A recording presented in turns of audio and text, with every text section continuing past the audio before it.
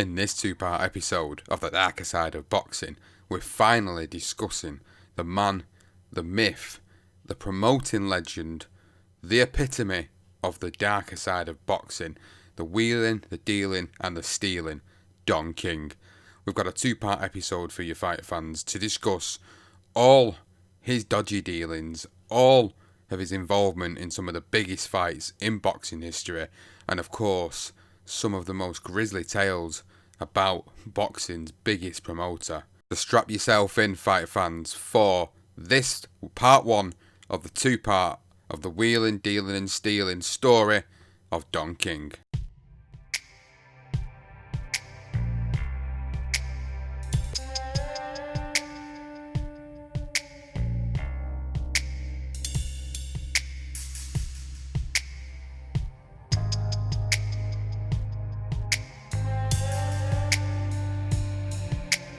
Well, this is an episode that we've been waiting for, probably for the past 12 months, about a man who has come up in near enough every episode or every other episode that we've recorded for either the main BTR Boxing podcast feed, Career Profiles, Legendary Nights, and now he gets his own mantelpiece on the darker side of boxing.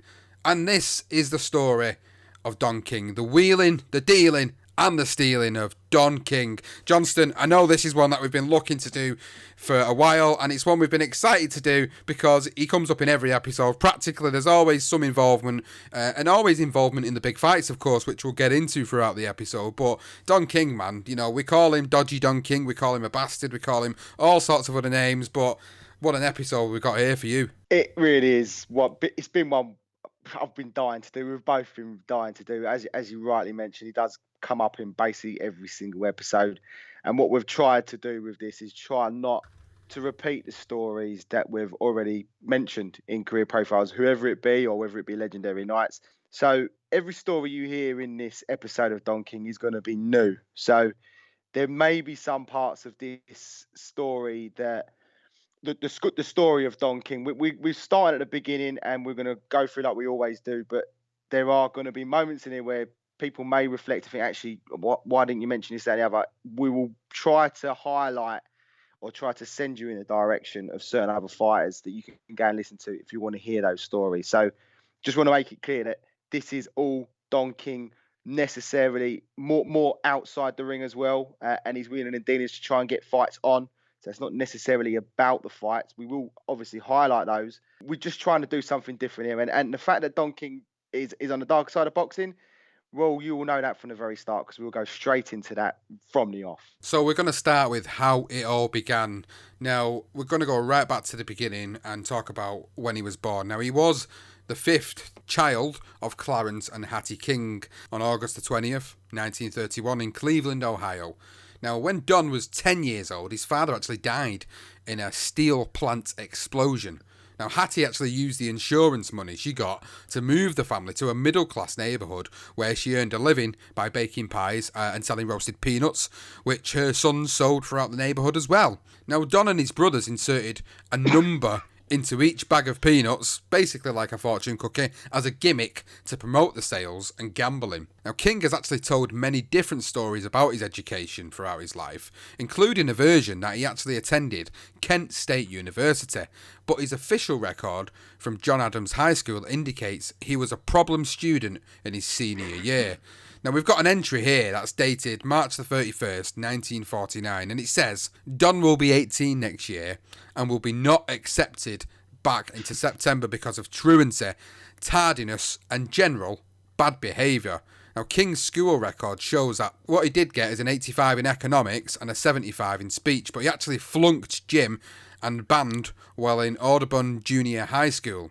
Now, while in junior high school, he actually had 4 amateur fights as a 108-pound flyweight. Would you believe it? He was actually a fighter at one point. He actually won his first 2 by decision and lost his 3rd by decision and was actually knocked out in his 4th and final outing as an amateur. Maybe if Don King had pushed himself more in the gym, maybe if he'd applied himself more, he would have had a better reputation as a fighter. Maybe he could have gone on to be a fighter, maybe. Now, after 1 year of classes at Case Western Reserve University, King actually abandoned his dreams of becoming a lawyer and he worked as a numbers runner for the local illegal gamblers transporting illegal betting slips to various bookies for the Cleveland ghetto. What a surprise. What a start for Don King. A great start, and the illegal rackets and arrests and murders we will go into next. And King was your typical wheeler and dealer. Jack Newfield is an author of the book Don King, The Shame of Boxing in America. And he actually called King the ghetto Einstein. And I've got to make a massive shout out to Jack Newfield because he was a great source for this episode with Don King. So King was basically, he was a wizard with the numbers, as you can tell from the 85 in economics. And he was a wizard in the numbers games. And he invented ways to cheat the system. So his influence with bad cops, judges, and politicians actually helped him survive 2 assassination attempts by his rivals, and obviously those that were rival to the Cleveland mob. And his relationship with the Italian mafia actually arose when he became a protected man, mainly because he was earning good money for them himself and the racket business, which kept his operations guarded by the mob. Chances are he paid them protection money at some point. Now, American activist who was Al Sharpton, who worked with Don King, delivered an informed lecture on King's mob connections, saying their origins go back to King's bond with the Jewish mafia of Cleveland. And that was actually founded by Mo Dalates. He was one of the guys that basically run the Jewish mob in Cleveland. And that apparently is where the origins began for Don King. Now, at a young age, King had already began rubbing shoulders with the Cleveland mob, and as Jack Newfield describes, King carried a loaded, unregistered .357 Magnum in his belt, $2,000 as usual in his pocket, and he was known as the biggest numbers banker in Cleveland. Now, by April 1966, Donald the Kid, as he was known to the gamblers and gangsters in the East Side Ghetto, he was earning around about $15,000 every day on the poor people's lottery, and he lived in a nice house at this point. Now, King had actually become a major player in the Bankers Clearinghouse, and Jack Newfield describes the system that King invented brilliantly in his book, where King bets on inside information and mathematical calculation. And this is the extract, and it says, King called it rundowns or counts. It was a product of his mathematical talent, which allowed him to make bets with the odds on his side, as well as take bets with the odds on his side. King's insider trading the numbers was based on a call he, or a subordinate, would place to New York about 2 p.m. each day. King used his own runners and pick-up men to place the bets with rival policy bankers once he got the 2 p.m. information from New York. He then figured out the 35 or 40 most likely combinations close to that 3-digit sequence. So it was very clever in what he was doing at the time, and he was so well versed with the system that he knew how to play the system. And what a great way to, I mean, the fact that 35 to 40 most likely combinations and he can work out the closest 3-digit sequence just shows you just how good he was at mathematics. But Don King's arrest record from 1951 to 1966 was a long one. So his first was a speeding violation in October 1951, but he would go on to be detained by the Cleveland Police Department over 30 times for more speeding violations, stop sign and red light violations, no driver's license, wagering tax, arrest policy, which is being stopped by police under suspicion of a crime, which is, being a black guy. I'm guessing some of those probably weren't legitimate, and had investigation into drugs as well. Now, Lieutenant DeLue actually arrested King for illegal gambling in 1954 and knew King for almost 15 years and actually used him as an informal informer against other numbers operators. Now, on a regular basis over the years, DeLue spoke with King about what was happening in the area, and King would give him names and areas of rival competitors. Basically, he was being a bit of a rat. But on that side, he was also obviously helping the investigation and helping himself out and basically getting rid of his rivals. And King was then investigated for a murder on December 2nd, 1954. Now, 3 men from Detroit tried to rob one of King's gambling houses. There was a gunfight involving King where he fired a Russian revolver.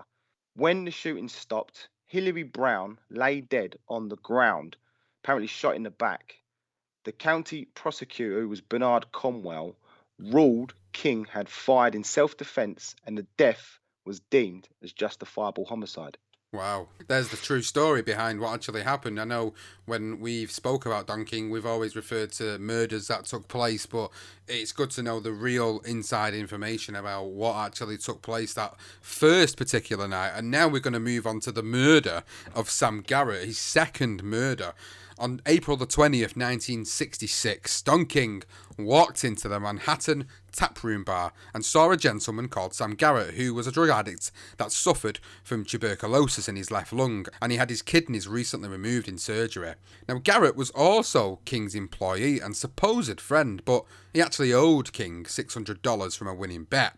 Now, King was pissed at Sam for not paying him his money, so the two men got into a heated argument, which spilled out onto a crowded Cedar Avenue, and King began to attack Garrett. Again, Jack Newfield describes what unfolded, and he said, "This was not a fight, it was a beating. King outweighed Garrett by 100 pounds, and King had a gun, while Garrett was unarmed. King knocked Garrett down, either with a punch, or more likely with the butt of his gun. Once Garrett was down on the sidewalk, King started kicking him in the head.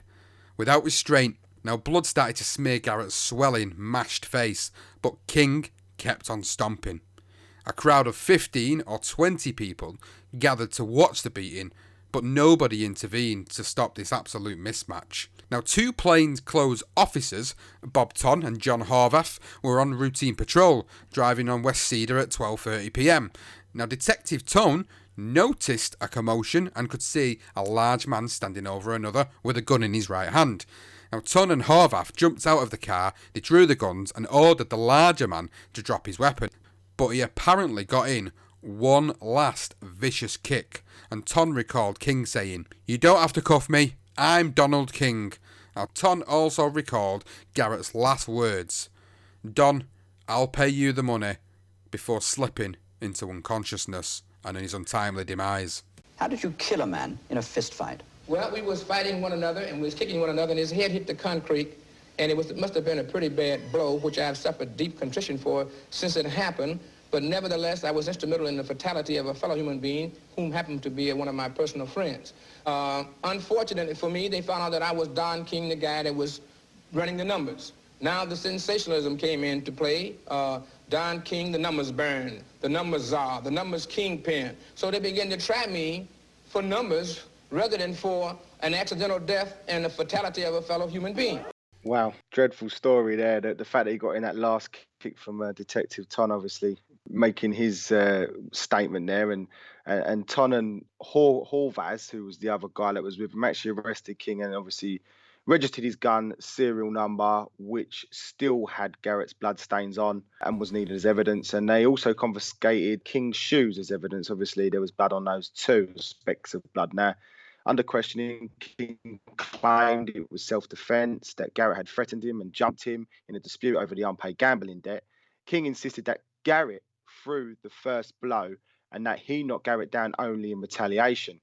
He swore that while Garrett was down on the sidewalk, he tried to pull something out of his pocket and he tried to kick him in these testicles. King claimed that only then did he retrieve his gun from his car to protect himself from whatever Garrett was trying to reach for his pocket, but Garrett was unarmed.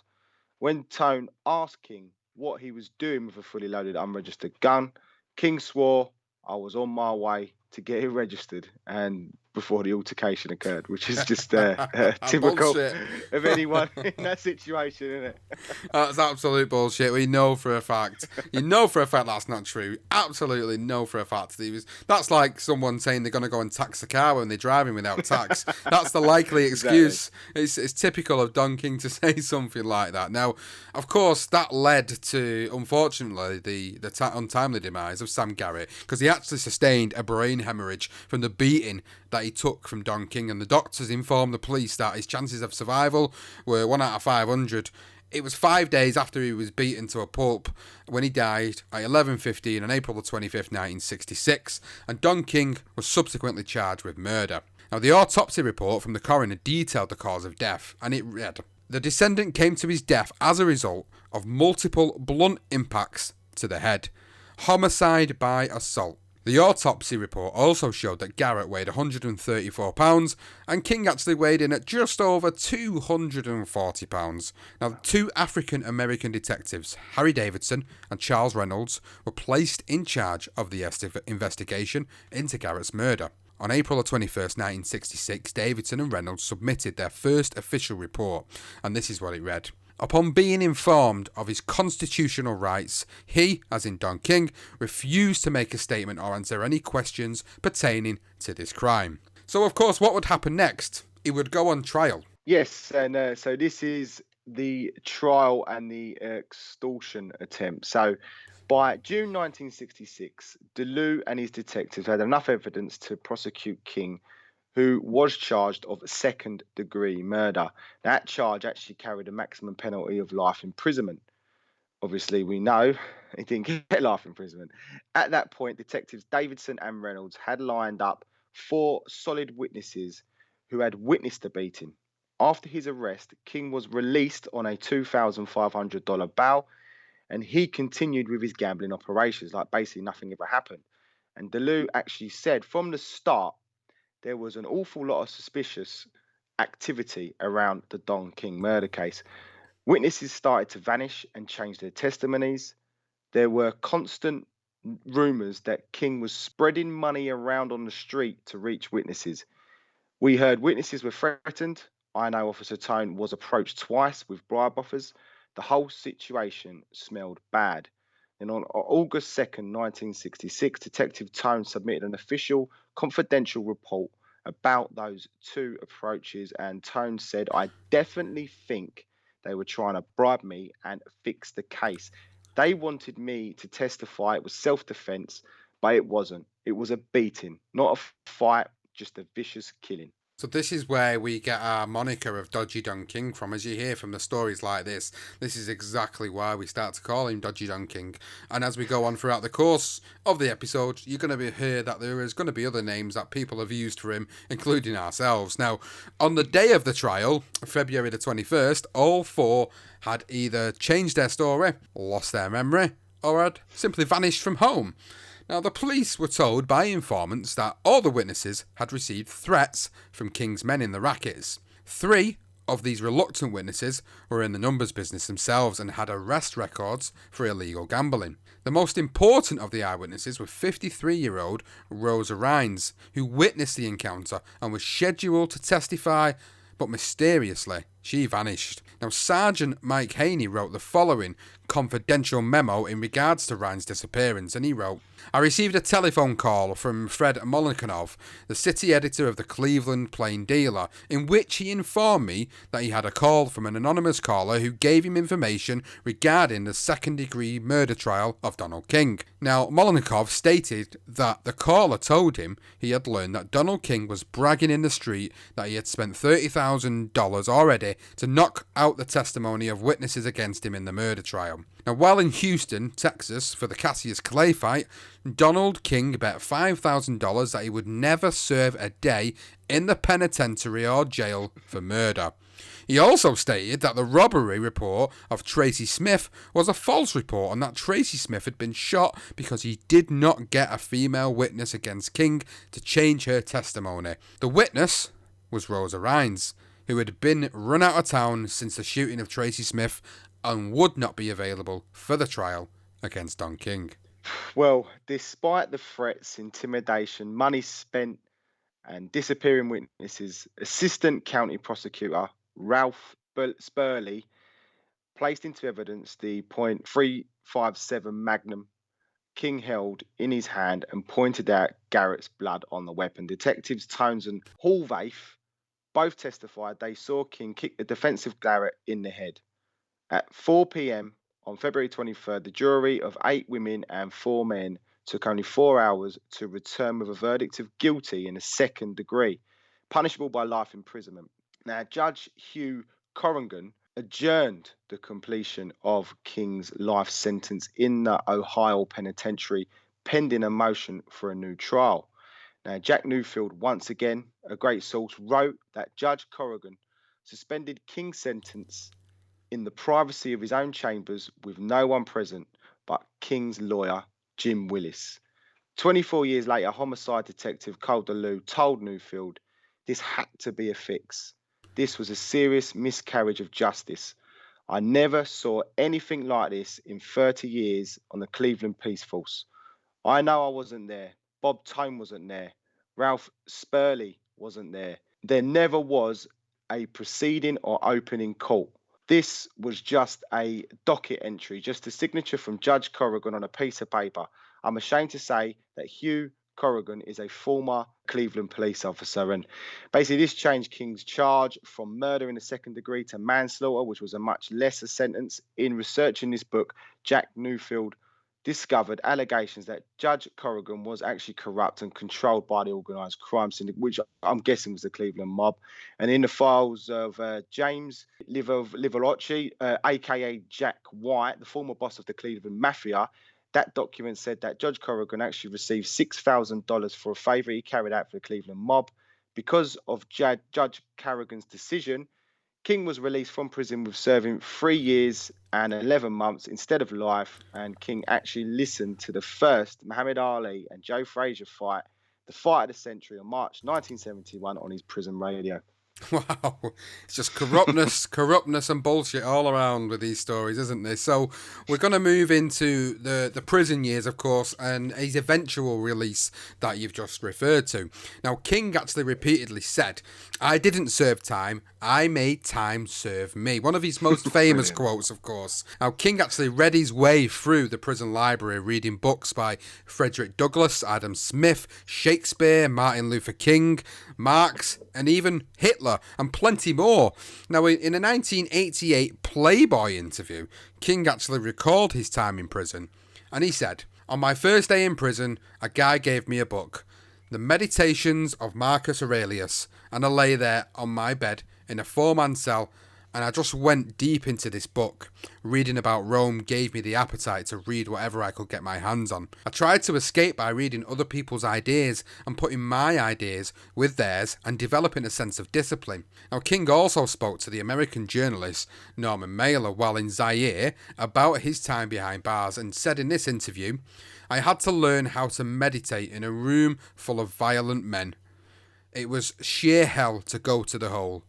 You could wake up in the middle of the night and have to take a leak.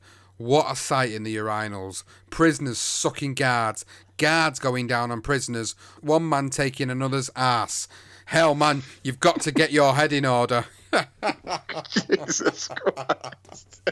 Oh, my God. Only Don King, mate. I tell you what, that is, every time I hear that, it just makes me laugh. I don't know how true that is. You just don't know with Don. It could be a load of bullshit. It probably was, but enough as a way of saying it. And so over the years, King was given had given his version of Sam Garrett's death in hundreds of different interviews, and this is what he told Playboy in 1988.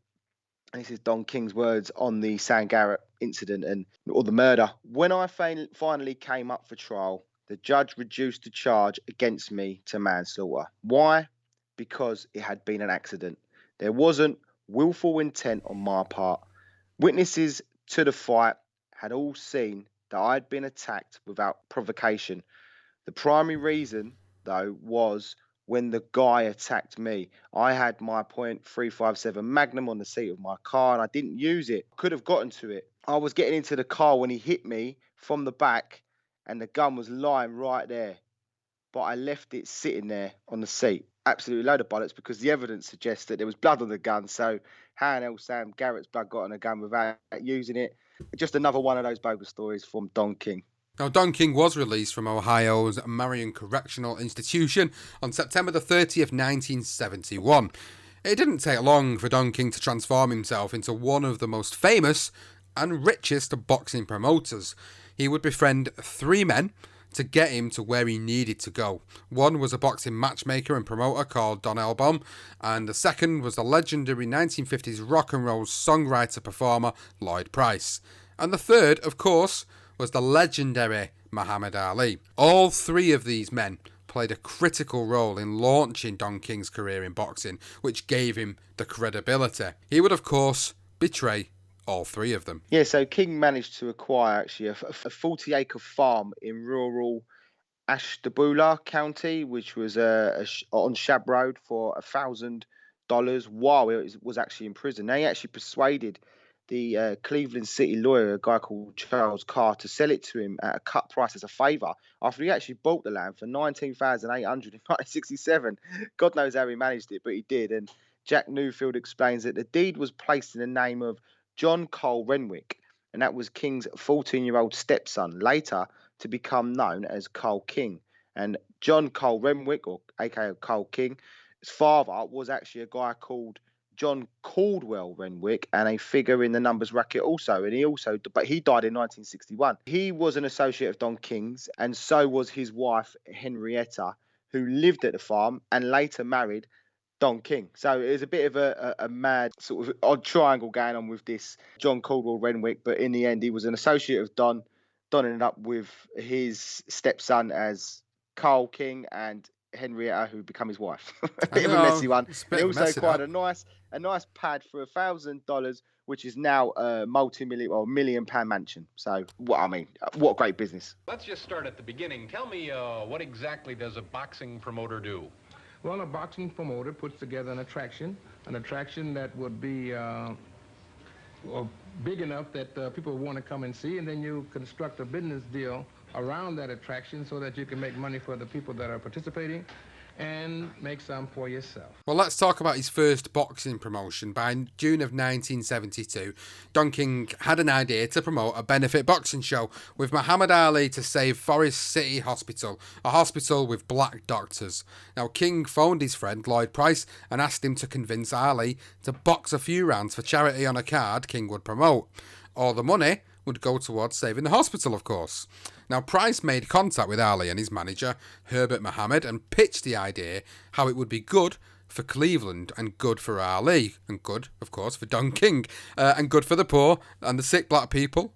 Now, once King got Ali on the phone, he worked his magic, and Ali agreed to box 10 exhibition rounds on August 28th, 1972. This was the first boxing match under King's promotion, but he needed help with the logistics, of course, so King called Don Elbaum, who recalled the first time he heard Don King's commanding voice. "Don Elbaum," King shouted, "let me tell you something. There's a black hospital that's in lots of trouble here, and you and I are going to have to be the heroes who save it. You are boxing in Cleveland, and I want you now.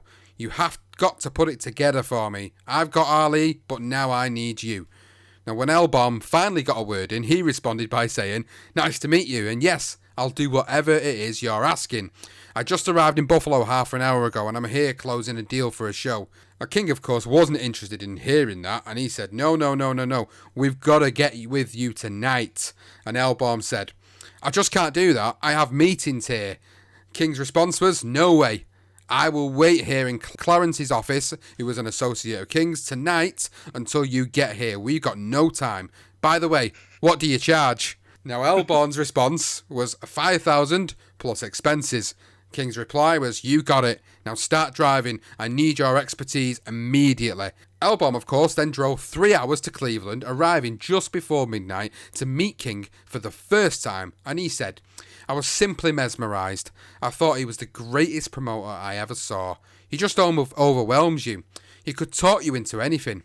I believed in the guy immediately. I felt I could trust him and he would never screw me." Now, Elbaum told King, "Don, you can take over all of boxing. You've got the personality. Do you realise all the black fighters are going to come running to you?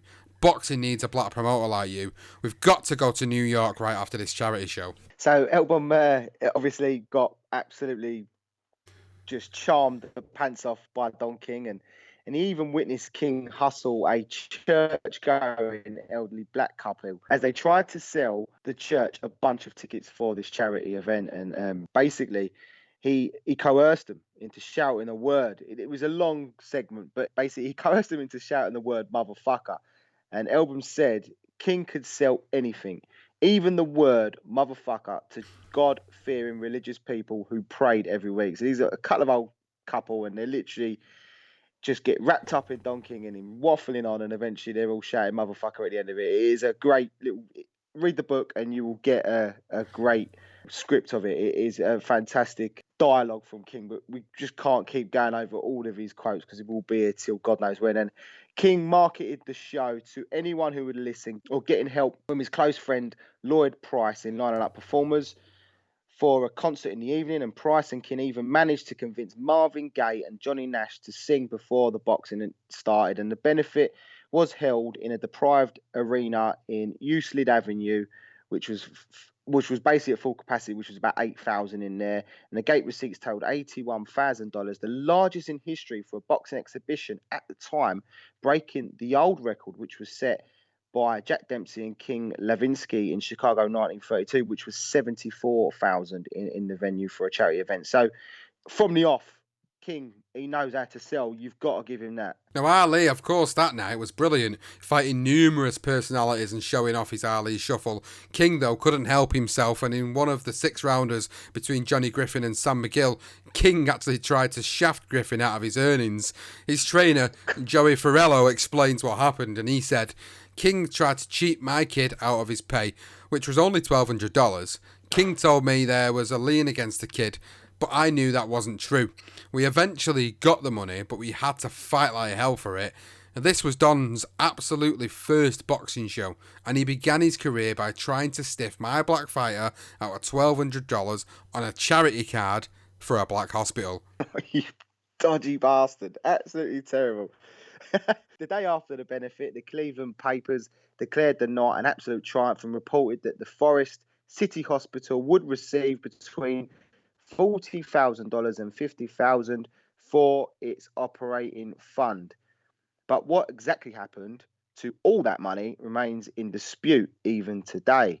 Now, Elbum actually says, Ali got $10,000 for expenses. I got paid $1,000 instead of $5,000. The hospital got about $1,500 and King pocketed the rest. Boxing Illustrated magazine reported in 1993 article by a guy called Rick Hornberg that King took $30,000 from the benefit and the hospital got $15,000. In King's 1988 Playboy interview, which we've already mentioned a couple of times, he bragged, "We raised enough money to save the hospital." That was very incorrect because actually Forest City Hospital actually closed its doors to the public in February 1978. Wow, wheeling, dealing and stealing. That man was doing it from the day he charity. came. Yeah, well, he did it from the day he came out of the womb, let's be honest. Bloody hell, man. He's stealing from charity. It's crazy, isn't it? Now, we move on, and around Christmas of 1972, Elbam introduced King to his heavyweight fighter, Ernie Shavers, who he held his promotional rights to in partnership with Joseph Blackie Gennaro and Dean Chance. Now, Elbam decided to bring King in as a partner with Gennaro and Chance and introduce him to Hank Schwartz, the then president of Video Techniques, which was a company that provided satellite technology for most of the closed-circuit fights. Now, Elbam told Schwartz to hire King because he was the future face of the sport. Now, Schwartz knew electronics, but he didn't know boxing, and Elbam told Schwartz, boxing needs a black promoter. This is a man who could be a force. Talk to this guy, hire this guy. Why don't you send him down to Jamaica for the Fraser-Foreman fight? So that's where we move on to next, the Sunshine Showdown. Don King, he then arrives in Kingston at the invitation of Joe Frazier. But after what Schwartz had witnessed, he employed him. King spent time having fun with Frazier and his manager, Yank Durham, but he also spent considerable time flattering the challenger, George Foreman, volunteering to pick members of Foreman's family up and extended entourage from the airport. He kept telling Foreman he was going to win, building up his confidence and writing their futures together for when he becomes a world champion. Yet on the night of the fight, Don King rode to the stadium in the same limo as Joe Frazier. As the fight began, King was in the front row seat in Frazier's corner, and as Foreman knocked Frazier down several times in the first round, King starts edging closer and closer to Foreman's corner. As Frazier went down again and started to stumble around the ring, Don King started to climb up the steps toward the ring with Foreman's handlers. When the referee actually stopped the fight and cradled the bleeding Frazier in his arms, King was in the ring hugging the new champion, saying, "George, I told you so."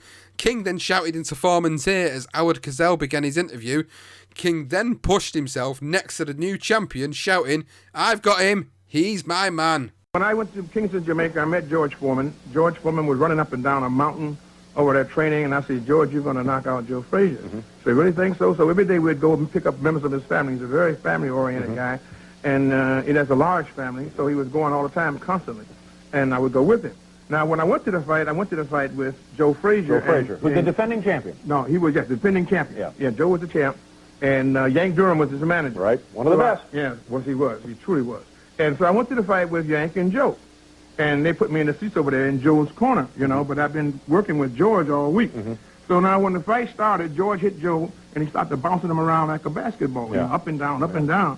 So I started moving down toward George's corner. The bell rang, you know what I mean? The first round was over. Second round, he started promoting him again. I got further over to George's corner. So when he knocked him out, I was up in the ring with George. I said, "George, I told you that you would do this." He said, "Yeah, you said that." So I came to the fight in an entourage with Frazier, and I left in an entourage with Foreman.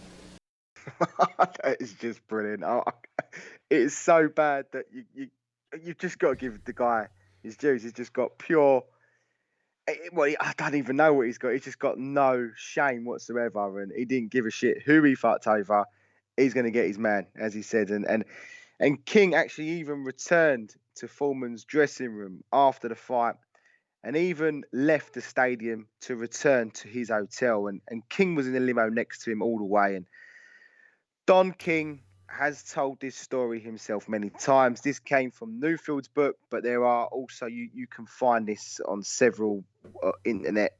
You can scour the internet, you can find this stuff. And he does mention this quite often. And each time he tells it, he ends with the same punchline. "I came with the champion, and I left with the champion." And Schwartz recalled the moment in disbelief. He said, "I was in the truck, producing the fight, looking at monitors, picking out replays for between rounds. Then suddenly I saw Don King in the ring, on my cameras, on my monitors, at my fight. It was amazing." The morning after the fight, Schwartz signed Ken Norton without any problems and drew up a contract to fight Foreman in Cancun, Venezuela.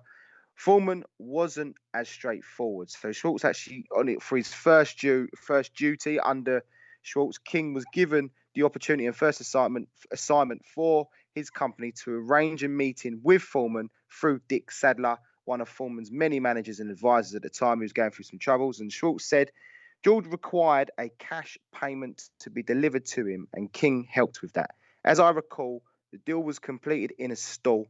After he finished counting the money, he signed the contract to box Norton, still in the men's room at the airport. And that was a familiar transaction, according to Schwartz. Now we move on to another signing of another particular heavyweight. So during 1973, while still an employee of Video Techniques, King gained an interest in three top-class fighters: Ernie Shavers, Jeff Merritt, and Ray Anderson. King followed the blueprint of Mike Jacobs and Jim Norris and quickly bought out Dean Chance's interest in Shavers for $8,000 in cash and began to take over, which of course caused chaos in the Shavers camp. They all met up to iron out these issues, but King once again took over by saying, "We people in this room own something that is everybody's dream. We own the hardest punching heavyweight in the history of boxing, the most awesome fighting machine who is going to dominate boxing for years to come. And what a magnificent team we have to do this." King then turns to Gennaro and says, "I just paid Dean Chance $8,000 to become part of this all-star team. I got the contract cleared up. Now I need you to reimburse me for the $8,000 I just gave him, and I need another $8,000 for the expenses to get our publicity campaign started up. We got to start making these things happen right away." Now at the end of the meeting, and after his preaching, King actually left with two $8,000 checks in his pocket from Blackie Gennaro. Brilliant. He's just got the gift of the gab, the geezer. On February 19, 1973, Shavers knocked out Jimmy Young in the first round, and on June 18, he knocked out Jimmy Ellis in the first round in the Garden. Now, Gennaro, Elbrum, and King met to divide their share of the purse, but there was no money left for Elbrum and Gennaro, basically because King had billed their partnership for hotel rooms and airfare to New York for all his friends and family. And then when Gennaro actually questioned him, King went on another one of those preachers and he said, I need my people around me. They give me energy and inspiration. That's part of our expense. It will always be part of our expense. I can't be away from the people when I'm in New York. King then somehow persuaded Gennaro to basically that he owed him an additional $2,000 for reimbursement expenses, including entertaining boxing writers in New York, and walked away with more money. And later in 1973, King had managed to isolate Elbum from Shavers and manipulate him out of the management team and basically got rid of Elbum, which was the first person of this equation, that three you mentioned at the beginning, Sean. This is his way of getting rid of Don Elbum. And he said himself, I was forced out. I had an agreement on paper, but I never enforced it. I just got very disgusted with the way Don was operating. I got demoralized. He turned Shavers against us, and that hurt me. And Blackie loved Ernie as a person. So I just said to hell with it, and I walked away. Wow, so he's again more wheeling and dealing, and stealing money and stealing fires. This is certainly what he has done so far in his career. Now, it was in June or July of 1973 that King made another swift move. He contacted one of his trainers, Rich Giachetti, who was an old friend going back to the Cleveland Racket days, who bore a scar on his face from his skullduggery. Now, Giachetti was actually training Larry Holmes at the time, and he asked him to go to New York without his then manager, Ernie Butler, and meet privately with him and King. Now, Holmes drove the 90 minutes to Manhattan, and King told him he wanted to become his manager.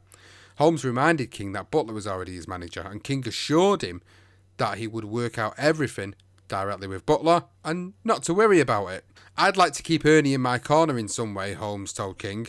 We'll work that out, don't worry, said King. Then Holmes, King and Giachetti went down to the New York State Athletic Commission in King's limo and signed papers making King Holmes' legal manager in New York State.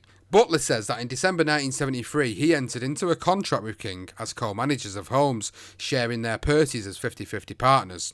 In the August 1977 issue of Sports magazine, Sam Toporov published an article and he quoted Butler on the subject by saying, I picked the kid, as in Holmes, off the streets when he was 17, 18 years old.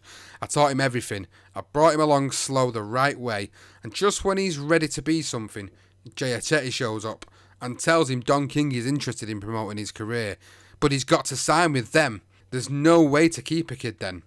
Holmes actually told Toporov, Ernie cared for me too much and protected me too much. So Don King's managed to get in the ear of Larry Holmes and again, basically turn him against someone who's been there from day one with Larry Holmes. Let me say this, I'm a guy who loves people. I'm an American. I'm a people guy. I'm a promoter of the people, for the people, and by the people, and my magic lies in my people ties. The most significant thing about me, Roy, is that I bring my own appraiser. This is the major difference. I refuse to allow anybody to appraise me, because, you know, usually the stereotype appraisal of the white to the black is he's no account, he's lethargic, he's slowful, he can't rise to the occasion, he don't do nothing but lie. Now, I don't need to get out of bed if that's what I'm going to accept for my appraisal. So I bring my own appraisal to say, look, he's a visionary. He's a guy that's ambitious, he has zeal, he has integrity, he has honesty and commitment and performance. So when I bring this type of performance, I'd be so ebullient, I'd be so exhilarated when I get out of bed. I can hardly wait to get to the office, and I can hardly wait to meet people, to extend myself, ingratiate myself, and to make business and perform and make things happen. So now he's got Shavers and he's got Holmes. And on December 14, 1973, Shavers fought Jerry Quarry at Madison Square Garden and ended up getting knocked out in the first round. Shavers says his mind was 1,000 miles from the fight because basically he was depressed by all the infighting around him. And Shavers said in his own words, before the Quarry fight, King and Gennaro were fighting and trying to make me take sides. Don put a lot of pressure on me to take his side, but they were both good to me. But the whole scene killed my concentration and confidence. And after I got knocked out, I didn't even get paid my money. Don had promised me $75,000, and he said there were expensives. But I don't blame myself. I was a kid and foolish, and I let Don mistreat me. And he actually was also the instigator of getting rid of Archie Moore, who was his trainer as well, when he brought in some guy from the Cleveland mob to be in his corner on that night. And clearly just messing around with these guys. And the one thing he also mentions is there was a sparring session, and he actually gets knocked out by this heavyweight called Jeff Merritt. And on a side note, the heavyweight Jeff Merritt that Shavers mentioned, he was actually Don King's first ever fight that he ever signed as a manager. Now, he was promised that he basically promised him the world, but after a defeat against an average fighter, King left him in the lurch. Merritt was already a drug addict, but then after that become a drug addict, and he had several run-ins with the law before he signed for King. And obviously after that defeat, King jogged him on. He ended up homeless, on crack, and left ranting about Don King on the lobby of the Mirage Hotel, begging for money. So just a side note there, that Jeff Merritt, first fighter, and Don basically absolutely destroyed this kid. He never had a great start anyway. Don looked like he was going to save him, give it all the gibberish that he does, and as soon as he lost, jogged him on, and he fell to pieces. Now, in April 1974, Blackie Gennaro sued King for $500,000, with a suit accusing King of not paying Gennaro his contracted share for the Quarry fight, and included a copy of the March 1973 partnership contract that guaranteed King and Gennaro as co-managers would share any profits equally. Jack Newfield wrote in his book that the suit also charged King with negligence in not consulting Gennaro on decisions like the dismissal of Archie Moore, and argued that this exclusion caused Shavers to lose the Quarry fight. Now, former FBI agent Joe Spinella, who investigated boxing from 1980 to 84, told Newfield that Shavers was contracted to receive $75,000 for the Quarry fight, but was actually only paid $3,000 of that $75,000. Now, the lawsuit was settled by August after King agreed to pay Gennaro $3,500. King didn't want anything more to do with Shavers after that loss, which King felt had made him look bad. The signed agreement contained a clause saying, Shavers agrees he shall make no further attempts to contact King. But years later, when Shavers was doing well, he fought under Don King Promotions in several bouts, actually knocking out Ken Norton in one round and knocking down Laurie Holmes in a heavyweight title fight before getting stopped. So it's crazy how that circle came around. Yeah, swings and roundabouts in it with these fighters and promoters, and it's just how it goes, I suppose. You know, these fighters need the money. They're the big. It just shows you as well that these fighters just didn't really have much of a say in any of this. So we'll move on now. We've done the Rumble in the Jungle. We will mention that. And what we've found here is moments that we didn't mention in Rumble in the Jungle because we wanted to keep with Ali and we wanted to keep with Foreman. So this is about the signing of the Rumble in the Jungle. And obviously this was Don King's big marquee fight. So, you know, we can't not speak about it. So this is the Ali side in the Rumble Jungle. Now, after Ali beat Frazier in their rematch, every promoter in boxing wanted to make Ali Foreman fight. Now, Teddy Bremner and Madison Square Garden wanted it. Bob Arum wanted it. Jerry Perencino wanted it. And Dom wanted it. Now, after King's antics in Kingston Video, Techniques actually promoted him to vice president and gave him a salary increase and let him loose to make the Ali Foreman fight for them. Now, Schwartz actually told King to line up Ali and he would sign Foreman. Ali actually called King to offer condolences after Shavers lost to Quarry, and King immediately seized these opportunities to charm Ali and promised him $5 million to fight George Foreman. Bob Arum was Ali's lawyer and had promoted Ali's recent fights against Jimmy Ellis, Buster Mathis, George Chavallo and Fraser, the second fight, the rematch. Now, Arum advised Herbert Mohammed to give King a verbal promise because he never believed King would come up with $10 million that he was promising to both fighters. $5 million to Foreman, $5 million to Ali. Now, Jack Newfield mentions their first meeting in his book, saying, King played the race card. He told the story of how Arum had deprived him of the closed circuit rights in Ohio for the second Ali Frazier match. King had bid $75,000 for the Ohio rights and says that Arum assured him he would get the contract, but he never did. And as King told Ali, Arum gave it to a white man who never done boxing before. King then quoted Herbert's father, Elijah Muhammad, by saying, "You got to help the black man. That's what he teaches. You find a black man who can do the job. You got to let him do it before a white man. That is what he teaches you." So he's giving all this gibberish and he's throwing it all out there. He's putting the pressure on. And several weeks later, Ali and Herbert Muhammad made an oral commitment to the fight that if King could produce $5 million for Ali and Foreman's name on a contract, then it was on and he could promote the fight. Now, according to an account by author David Wolfe, in the September 1974 edition of True magazine, King actually hid in the bathroom of Herbert Muhammad's Manhattan apartment while Arum and Brenner tried to make the Jerry Quarry Ali fight at the Garden. King heard Arum tell Ali that Jerry Quarry loved him, and that's why he deserved another chance and a big payday worth $850,000. Arum and Brenner also kept telling Ali the Foreman match was a mirage, a fantasy not worth the wait. Ali then excused himself and slipped into the bedroom where King made his pitch. "It's bad business. You break your hand on his head and you'll be striking a leaf from the pages of history. You are the greatest attraction, the greatest athlete the world has ever known.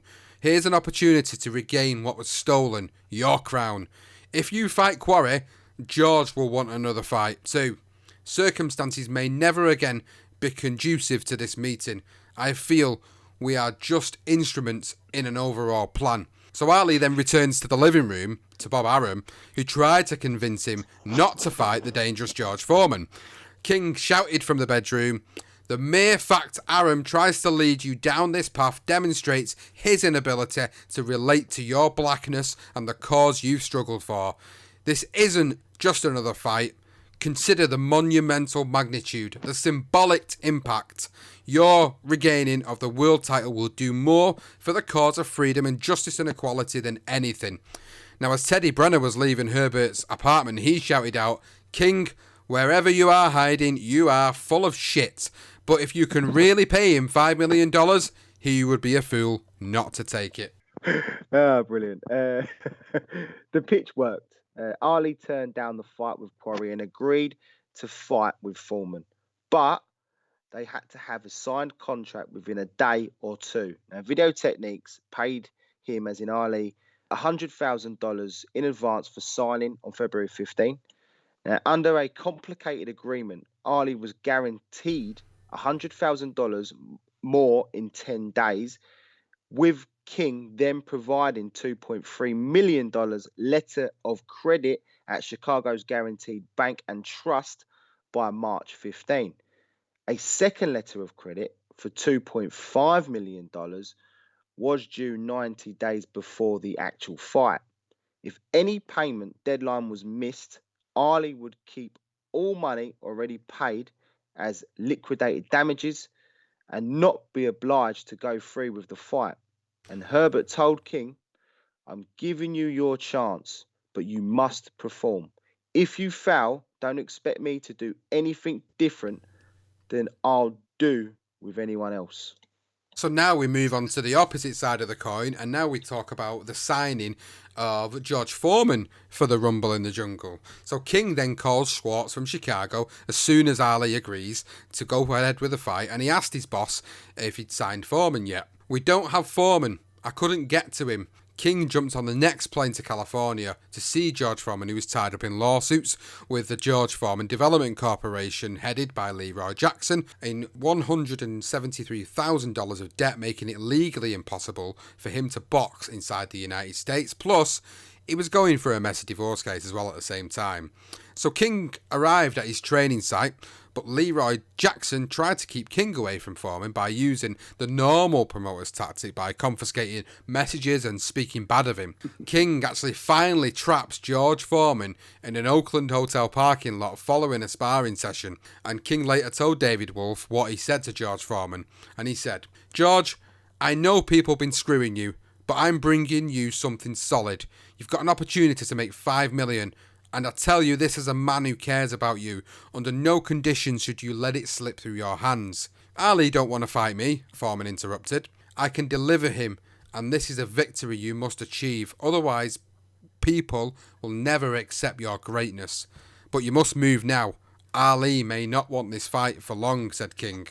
So when Foreman asked about getting the bigger purse, King then went on another one of his wonderful speeches, and King said, "You're two super athletes, both black. You've got to forego the pettiness.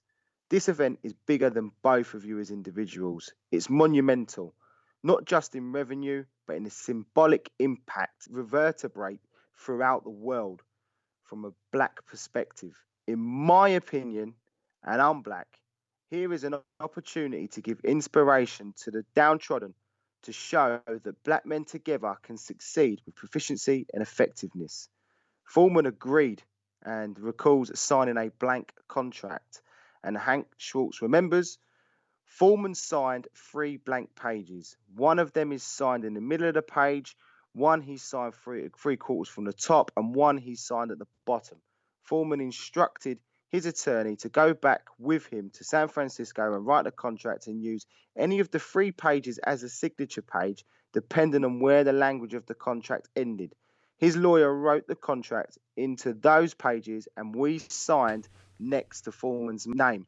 I don't think Foreman even saw the contract. And Schwartz said each fighter was told he was getting 5.5 million and the other was getting 5 million. Foreman basically was assured he got the extra $500,000 because he was a champion. He was getting that symbolic gesture of $500,000. But then Ali was told that because he was the fan and the main media attraction, he was getting the extra $500,000. So basically, he basically coerced them into saying they're getting this extra $500,000. They never was, and it was just a load of old baloney, basically. But typical Don King, managing to just, wind himself into these people's lives, and he's offering them big money. You can't deny the fighters for wanting to take this fight. So now we're going to move into the part of how the Rumble in the Jungle came to be the spectacle that it was, and how the finances of the fight were brought together. Now, although Schwartz and King had the signatures of the 2 fighters on paper, they did not have the financial clout or the venue in place, and there were deadlines that were needed to be met. Schwartz went to London in search of the money, but after an approach to an aged and semi-retired Jack Solomon fell through, Schwartz managed to secure 3 entities to the original deal, and the first deadline was met. International fixer named Fred Weimer was a former participant in the Nazi Bund in America and been banned from entering the country. He was also the agent and Swiss bank account manager of the dictator of Zaire, Joseph Mobutu, who wanted to stage an international extravaganza to put Zaire on the map. Now, because Weimer was banned from the US, a meeting was arranged in Paris with an agenda for Zaire to put up $9.6 million to finance the Ali Foreman fight. The attendees were Schwartz, King, Weimer, Daly, Madunga Bula, Mobutu's other financial advisor, and he was accompanied by attorney Raymond Nicolet, who represented a private Swiss corporate named Rinzella Investment, Inc. Now, Rinzella was commissioned in Panama and was owned by Mobutu as a bit of a cover-up. So, after several days of negotiations, the fight was agreed to be staged in Kinshasa, Zaire, and Rinzella, really Zaire and Mobutu, would provide 2 letters of credit, each for $4.8 million, one to Foreman and one to Ali. Now, Schwartz and King were told they could pick up the letters of credit at the main branch of Barclays Bank, carry them back to the United States and have them confirmed by a Barclays branch in America, making sure that the funds would not be paid in Paris or Zaire for tax purposes. Now, after the letter of credit did not show up after 2 days, the manager of Barclays Bank in Zaire was actually arrested by Mobutu's people, and the letter of credit finally arrived, and Don and Schwartz were able to get it confirmed and sent them off to the fighters just before the deadline. Now, according to the deal, all profits from the fight would be divided several ways. Rinzella, having put up $9.6 million, would get the largest share of the gross proceeds, which was 42%. Hemdale, who tried to take over the deal, would get 28%, and the remainder would go to Telemedia del Panama, with Video Techniques receiving a fee for its technical services, and Don King was guaranteed 4.33%, which he immediately took from Video Techniques.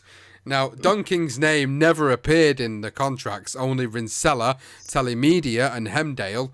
Barclays Bank, Video Techniques, the George Foreman Development Corporation, and the Central Bank of Oakland as Foreman's escrow agent. This, however, was a Don King promotion in its entirety, and he was the face of the Rumble in the Jungle, along with Foreman and Ali. The fight was officially announced in Caracas, Venezuela, the day after Foreman knocked out Ken Norton in the second round. Well, there you go. That's how that were all the details there of the splits and how it all come about. And Don King, a massive part of that. And then it became the problem where he had to salvage the fight. Now, salvaging the fight was obviously, again, it was a massive reason why the fight was still on, was down to Don King. You've got to give him his dues. Now, after Schwartz told Mobutu what was needed to turn his country, in his words this is, country that looked like a shithole, into a first-class facility, a modern stadium was built just 6 months later, with Schwartz describing it as a stadium that rivaled anything in a developed nation. So now was the time for Don King to take centre stage. And on September 10, the day Ali left Africa, he held a press conference at Waldorf Astoria Hotel, headed by Don King. Now, King announced there would be a 3-day festival of black music, and he in Kinshasa before the fight, and it would be the greatest sporting event in history of the world. Now, James Brown, B.B. King, and Lloyd Price were among the 30 performers when Ali took over and challenged a room full of reporters by asking if they backed Foreman over him. Most of the reporters raised their hands in support of Foreman, and behind Ali's back, so did Don King. A moment that was actually caught on camera by Leon Gast, who was actually making that wonderful documentary on the fight. A few minutes later, Ali turned to Don King and said, "I know you got him picked. I know George is your man. I saw you on TV predicting me to go down. I'm going to show you how great I am." You know what? I don't ever remember seeing that in the documentary. You know, the Rumble in Neither the do Jungle I. documentary. But it's a really intriguing fact to know. But it's not something Don King wouldn't do, is it? Do you know what I mean? Like you said, he goes with a champion, he leaves with a champion, and that's exactly what Don King was all about. Now, he actually consulted a down in the dumps George Foreman, who was constantly threatening to pull out of the fight. A 5-week delay that was caused by a cut to Foreman's eyebrow didn't help the situation, so King spent hours persuading the champion to stay. With the fight in jeopardy, Don King and Bula, the money man from Mobutu, announced the new date would be October the 30th at 4 a.m. Zaire time, which was October the 29th, 10 p.m. in New York. It was the earliest possible compromise between the healing of Foreman's cut and the start of the rain season.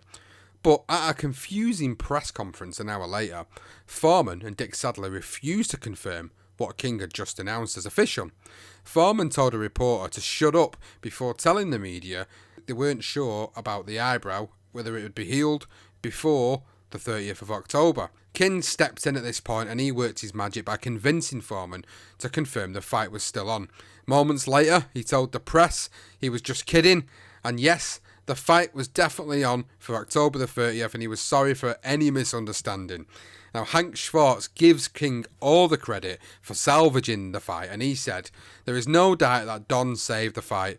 He held the deal together. He knew how to talk to Foreman. He stopped Foreman from bolting. He was magnificent." Even Ali told the American audience, "Don King is the world's greatest promoter, and if it wasn't for him, we wouldn't be fighting here in Africa." King was working his magic all right. He even convinced both Foreman and Ali to say that they would be doing their next fights under Don King's productions and not Video Techniques. Brilliant. And we're going to move on to the creation of Don King's hair, something that I never knew. And so this is how Don King ended up with this famous hair of his. So the creation of Don King's hair. So King was wheeling and dealing his way through Zaire with his hair already in the shape of a crown. And Lloyd Price was present at the creation of King's famous hairstyle when they were actually in Los Angeles working on a promotion. Now, Don, this is in Lloyd Price's words. So Don and I were talking one day, and I was telling him he needed a distinctive look if he was going to become a star. He needed an image I told him all stars have some unique gimmick that fans can recognize them by. A hat, a uniform, a way of dressing. As I was saying that to Don, he was absent-mindedly pulling on his hair, which was a habit that he had when he was thinking. I stopped and said, "That's it. That's the look right there." So he started combing his hair straight up, and it did look distinctive. I told Don he should have the crown to go with his name, King, and his straight up hair looked like a crown. And then in 1988 Playboy interview, this wonderful interview that's got so much information, King explained his trademark look his way, and he said, "It's really an aura from God. My hair is all natural. I don't use any type of chemicals or mousse on it. It just goes straight up. No matter if it's when I get out of bed or if I get up in the morning, I can go straight to the mirror and my hair is in the shape of a pyramid, like it's 360 degrees of light." Now, journalist Dick Schwapp actually joked that Don King's body did 4 years in prison, but his hair got the chair. That's something we used to joke about as kids. Actually, we used to say about having Don King hair. If you stuck your finger in a plug socket, you'd end up looking like Don King. That's something we used to say. And that's how we know Don King as a kid. So now we move into the famous James Brown and the conclusion of the Rumble in the Jungle. And according to the Reverend Al Sharpton, a buddy of James Brown who was present for some of their meetings, Don King talked so fast that James told him, "You must be with the Mafia." Then James demanded King get him $100,000 in cash before he got on a plane for Kinshasa. This was after all the banks had closed on a Friday afternoon. When Don came back with $100,000 in cash after 2 hours, James said, "Now I know for sure you're in the Mafia." James also told Stevie Wonder not to trust King. He told Stevie, who had a fear of flying, that Don would take him up in a plane, fly him to Hollywood, drop him in a hut on a movie set and tell him he was in Africa. Ali told the American journalist Norman Mailer on the night of the fight, "Nothing to be scared about. It's just another day in the dramatic life of Muhammad Ali. Just one more workout in the gym to me. I'm afraid of horror films and thunderstorms. Jet planes shake me up, but there is no need to be afraid of anything you can control with your skill." Of course, as we know, Ali would go on to knock out George Foreman in 8 rounds in an epic fight, and a fight that we've covered for the Legendary Night series, and strongly recommend that you do listen to that particular episode. It was one of my favourites of the Legendary Night series, so please go and check that out. Brilliant episode. And sticking with Don, and this moves into Don King and the Mob. Now, following the fight, Don King had stiff competition from Madison Square Garden. He had it from Bob Arum and plenty of other countries that wanted to stage Ali's first defense. But what King had was, as he always said, wit, grit and bullshit, a quote he would say many times. With negotiations between the Garden and Ali reaching its final stages for a fight with Ron Lyle, Don King made his move. Within a week, he flew to London, Cleveland, Chicago, Kingston, Jamaica, in search of another mug to put up the money in Ali's defense. King guaranteed Herbert Mohammed $1.5 million to fight Chuck Wepner, which was basically a ridiculous figure because there was no chance of the fight generating that kind of revenue to make any profit whatsoever. But King used his magic charm and he managed to convince the Cleveland millionaire Carl Lombardo to put up the fee, and he told reporters, "This is Lombardo, I expect to make a profit on this fight. That's the only reason why I'm putting up $1.5 million. It was well known in boxing circles that the mob had put up money to finance the fight. Members of the Ali camp, the Cleveland police, and most boxing writers believe that was the case. In 1988, Bob Arum told Jack Newfield that the mob money for the Wepner fight was key to King's emergence in boxing. In 1989, Teddy Brenner told Newfield that not only did the mob fund the Wepner fight, but King owed them money for years and was nearly killed over the debt in the early 1980s. Brenner said, "King went to a friend of mine and begged him to cancel a contract put out on his life by the Cleveland mob. There was a hitman coming after King in New York because he hadn't paid back the debt for the Wepner fight." Both Bob Arum and Don Elbaum told Tom Hauser for his biography of Ali, published in 1991, that King was using the mob.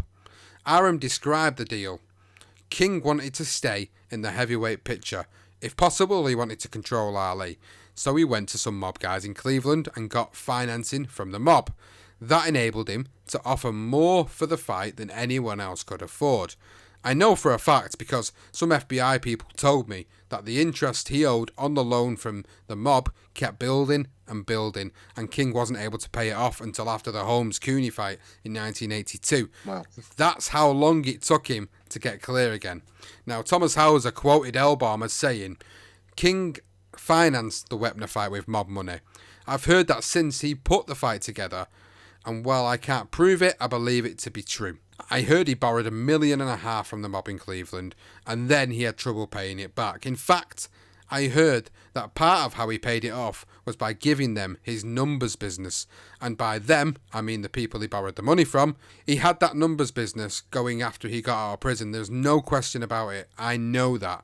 Now, there is no evidence that actually links Lombardo to organised crime, and it is possible that he was simply just an innocent bystander. I think there's no doubting that the mob financed that fight. I think there's too many sources to say that it didn't, although no one can actually prove it. Now, on February 9, 1975, with Ali and Wepner at his side in New York, King officially announced the fight for Cleveland on March 24, and King said Ali would get 1.5 million plus 200,000 in training expenses, and Wepner would get just 100,000. Now, later, King would add a semi-final to the Garden between Ken Norton and Jerry Quarry to boost the close circuit sales, but it would cost investors another basically $500,000 more, taking the total expenses of the fight to basically $2.5 million. King marketed Wepner as a white hope, calling him an equal opportunity promoter who wants to give the white race a chance to reclaim the heavyweight crown. Ali called Wepner a white hope with no hope. It was this fight that Sylvester Stallone used as inspiration for Rocky Balboa. The fight didn't sell many tickets at the Cleveland Coliseum or at the 135 theatre TV locations around the country. Ali stopped Wepner with just 19 seconds left of that 10th round. He famously got knocked down, but it was more of a slip. That's Ali. And the fight lost money, just as everyone predicted. So only 14,900 seats was sold at the 22,000 Coliseum. And Vic Vigel of the New York Post estimated Cole Lombardo's personal loss as close to $1 million. 2 years later, the Cleveland Plain Dealer reported Lombardo lost $750,000 to be exact on his investment. Hence why, if he was linked with the Cleveland mob, probably why someone put a hit out on Don King. So now's about the right time to conclude the first part of this two-part episode on Don King's story. We've got much more to come in part two of the story, including the extortion of ABC Network. We've got the Larry Holmes and the Cooney fight. We've got his relationship with Mike Tyson, his federal investigations against him, the allegations against him. So much more yet to cover in this two-part episode. So I hope you've enjoyed this first part of the Don King story. And of course, if you have, please go and let us know on social media at darker_side_pod on Twitter, and the Facebook page is the BTR Boxing Podcast Network. If you've not already subscribed to the podcast, you can check us out on any available podcasting app by searching for The Darker Side of Boxing. Now, if you've not already checked out our Patreon page, please go and do that. Please see if you can help the cause of the podcast by becoming a patron. You will get extra benefits, including additional episodes released to yourselves, early access to episodes, commissioning an episode for one of the series. Please go and do that by checking us out on patreon.com/BTR Boxing Podcast. Fighter fans will be back next week with part two of Wheeling, Dealing and Stealing, the story of Don King.